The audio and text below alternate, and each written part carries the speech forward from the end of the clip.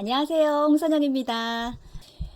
유튜브를 시작하면서 이렇게 라이브를 오늘 처음 진행을 하고 있어요. 그래서 아마 조금 원활하게 진행이 안 될 수도 있고, 또 중간에 여러 피치 못할 사정으로 접속이 끊긴다든가, 또 방송이 원활하지 않다든가 하는 일이 있을 수 있겠습니다.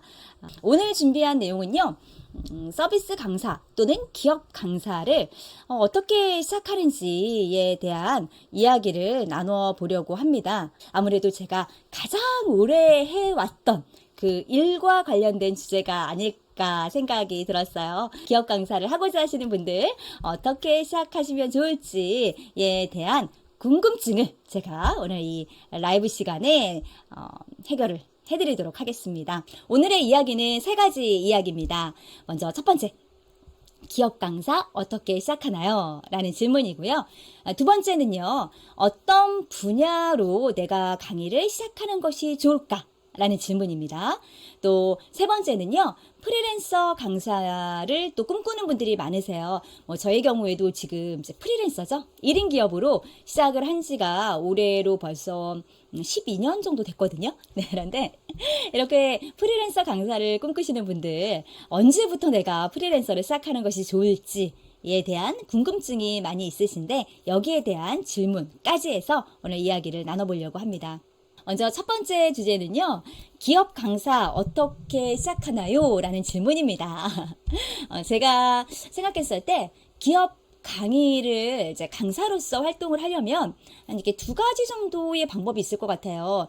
먼저 첫 번째의 방법은 내가 하고 있는 그 업무에 정말 전문가가 되어서 시작을 하는 거죠. 전문가가 되었다라고 한다면 인정을 받는 건데, 그 인정은 타인이 인정을 해주는 경우가 있고, 또 아직 타인은 인정하지 않았지만 내가 인정을 하는 경우, 이렇게 이제 두 가지로 볼 수 있겠습니다.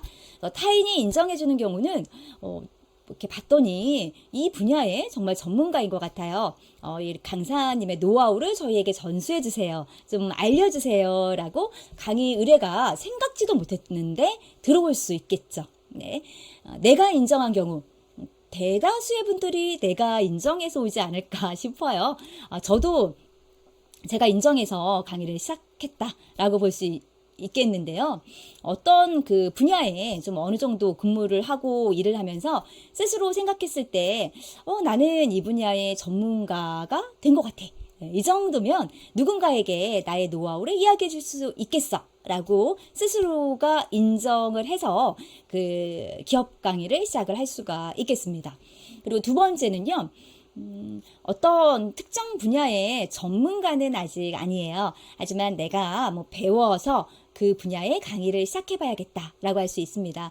그래서 생소했던 분야인데 정말 배우고 노력해서 그 분야에서 전문성을 차츰차츰 쌓아가면서 강의를 할 수 있는 그런 방법들도 있다라고 말씀을 드릴 수 있겠죠. 기업 강사를 제가 시작했을 때, 그러니까 17년 전에는 대면 교육이 전부였어요. 그래서 대면 교육, 그러니까 누군가가 나를 이제 채택하지 않는다면 강의를 할 수 있는 기회가 좀 없었거든요. 그거는 지금도 마찬가지지만 요즘에는 그래도 온라인으로 시작할 수 있는 여러 가지 온라인 클래스들이 좀 많이 있잖아요. 그래서 내가 이 분야의 전문가인지 아닌지, 또는 시장에서 내가 생각했던 이 분야의 강연이 좀 수요가 있는지 없는지 궁금하다라고 생각이 든다면, 누가 나를 찾지 않아도, 내가 직접 강의를 의뢰받지 않아도 온라인 클래스를 본인이 직접 개설을 해서 시작을 해보시는 것도 좋겠다라고는 생각이 듭니다. 그래서 요즘에는 과거에 비해서는 좀 이렇게 강의를 시작할 수 있는 기회는 많이 열린 것 같아요. 네, 그래서 강의를 하고 싶다라고 생각하시는 분들은 시작하는 출발선은 일단 어렵지 않다라고 말씀을 드려봅니다. 네, 시작은 어렵지 않아요. 네. 그럼 두 번째, 이런 고민을 하시겠죠. 내가 강사로서 활동을 하겠다라고 마음을 굳히셨다라고 한다면, 이제 나는 어떤 분야로 강의를 시작해야 될까? 라는 이제 고민들을 하실 텐데요. 한 세 가지로 내용을 정리를 해봤어요. 먼저 첫 번째는 그래도 뭐 여러 가지 분야로 강의를 하실 수 있겠지만 내가 자신 있는 분야로 하시는 게 일단 처음 강의를 하실 때는 자신감에도 문제 좀 약간 자신감이 회복이 될 수도 있겠고 또 내가 자신 있게 할 수 있는 분야로 강연을 시작했을 때 뭐 스스로도 재밌어서 더 오랫동안 강의를 할 수 있을 거예요. 가장 좋은 거는 일단 내가 경험을 했던 것들 그 경험을 근거로 해서 유사 경력이 있는 분야로 강의를 시작하는 것이 좋습니다. 저의 경우에도 첫 강의를 CS 분야로 시작을 했거든요. 제가 CS 분야의 강의를 시작하게 된 계기는 제가 뭐 CS의 전문가다라고 하기는 조금 어려웠죠. 그 당시에는. 하지만 제가 서비스 직종에 근무를 하고 있었기 때문에 이 서비스업이라는 것에 좀 두려움은 없었어요. 그리고 내가 좀 어느 정도는 알고 있다. 또 교육생에 대한 이런 공감은 내가 할 수 있겠다라고 생각을 해서 저는 처음에 시작하는 강의 분야를 CS로 시작을 했습니다. 그래서 이렇게 내가 어떤 했던 경험들 업무나 이런 경험들을 근거로 해서 유사 경력이 있는 분야로 강의를 시작을 하시면 조금 더 진입하시기가 수월하다라고 볼 수 있고요. 두 번째는 유사한 이런 경험이 없다 하더라도 내가 그 분야에 너무너무 관심이 많아서 끊임없이 스스로 배우고 또 업그레이드를 할 수 있겠다라고 한다면 뭐 이것도 괜찮은 방법이죠. 그래서 본인의 관심이 정말 높은 분야를 주제로 강의를 시작하셔도 좋겠습니다. 그리고 이제 세 번째는 이제 우연성에 따른 분야다라고 제가 좀 표시를 해봤는데요. 커리어 개발 이론에 우연 이론이라는 것이 있어요.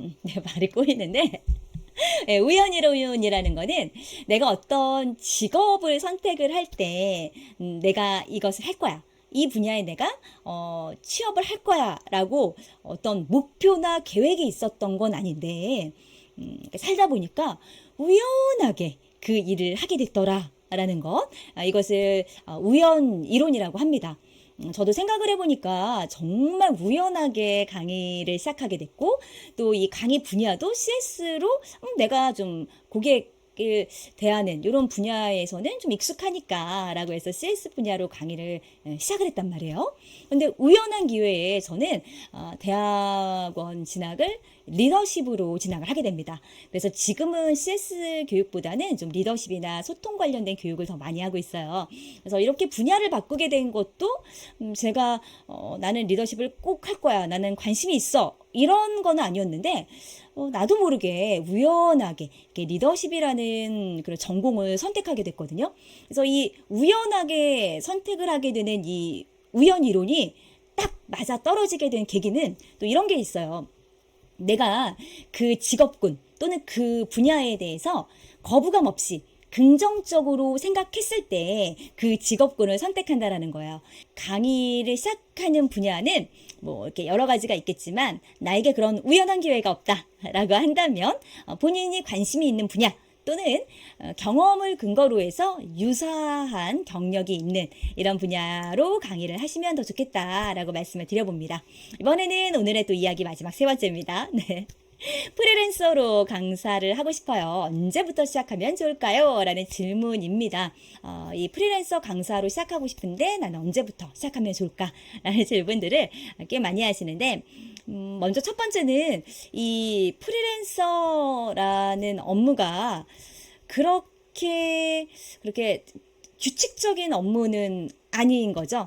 그러니까 정말 한없이 프리해질 수도 있고 또 굉장히 뭐 직장 생활을 할 때보다 더 빡빡하게 업무량이 많을 수도 있어요. 네, 그러니까 어떻게 보면은 자율성이 있지만 어떻게 보면은 조금 더 일을 많이 할 수도 있고 적게 할 수도 있고 좀 예측하기 어려운 그러니까 유연성이 있는 이런 업무 스타일이 나는 괜찮다라고 한다면은 프리랜서 강사로 시작을 하셔도 괜찮죠. 하지만 나는 그런 업무 스타일보다는 좀 규칙적인 업무 스타일이 나에게는 적합하다라고 하시는 분들은 아마 프리랜서로 시작하는 게 어려울 수 있어요. 네, 그래서 본인의 업무 스타일이 이 프리랜서로 강의를 하는데 프리랜서 활동을 하는데 좀 적합 적합한 또 시기가 있더라고요. 네, 이런 시기라면은 프리랜서로 강의를 시작하실 수 있겠습니다. 또 두 번째는요. 본인을 알리는 뭐 이런 채널이 준비되었을 때 시작하시면은 더 안정적으로 프리랜서를 시작할 수 있어요. 네. 일단 그 어디에 소속이 되어 있다면 강의를 의뢰해 주시는 분들이 좀 고정적으로 있게 되잖아요. 그래서 내가 뭐 영업을 한다라든가 이런 고민을 하지 않아도 됩니다. 하지만 프리랜서로 시작을 하면 소속이 없다라고 한다면 본인이 직접 이렇게 영업을 해야 되는 상황들도 있어요. 나를 알려야 본인에게 강의가 들어오잖아요. 그래서 본인을 알릴 수 있는 채널이 어느 정도 구축이 되어 있을 때 시작을 하시면 훨씬 더 다른 분들보다 빠르게 안정적으로 이 프리랜서 활동을 하실 수 있습니다. 그래서 저처럼 유튜브를 한다라든가 뭐 네이버에 뭐 밴드를 좀 운영을 해서 활성화한다라든가 뭐 이것도 좀 어려우면 뭐 인스타를 활용한다라든가 뭐 여러 가지 방법이 있겠습니다. 네, 또 세 번째는요. 일단 프리랜서로 시작을 하면 정말 홍선영이라는 이 브랜드를 가지고 강사 시장에 진출을 하는 거잖아요. 나를 이렇게 보호해주는 그 소속이라는 울타리가 일단 없는 거예요. 그렇기 때문에 실력으로 준비되지 않은 상태에서 프리랜서의 이 강사의 세계, 야생과 같은 그런 그 세계로 딱 나갔을 때 정말 상처받고 힘든 시간을 보낼 수도 있습니다. 그래서 실력적인 부분에 있어서 나는 뭐 자신 있어. 나 이 정도면 할 수 있겠어. 라고 해서 어느 정도 준비가 되었을 때 프리랜서 강사로 시작을 하실 것을 저는 추천드립니다. 네. 그래서 이번 시간에는 저와 함께 기업 강사를 어떻게 시작하면 좋을까요? 라는 주제로 이야기를 나눠봤습니다. 좀 빠르게 짧은 시간 동안 이야기를 드리면서 여러분들의 궁금증이 좀 어느 정도 해소가 되었는지 모르겠어요.